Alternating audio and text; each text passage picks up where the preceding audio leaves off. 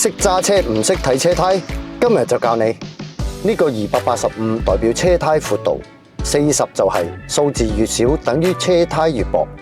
R 代表佢嘅車胎結構，20代表直徑寸數，108代表承受重量指數。呢個 Y 代表車胎速度級別，呢個數字代表車胎生產日期。前面03代表第幾個星期生產，後面數字代表年份。咁樣呢條胎就係生產於第3個星期24年。呢一行3T 英文字母代表車胎性能。第一個 T 代表襟磨程度，數字越高襟磨程度越好。普通車340就夠。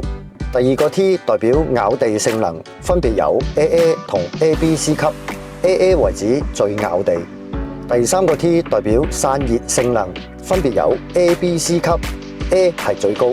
普通車唔好低過 B 就得啦。收藏起嚟，到你換胎就有幫助。關注我。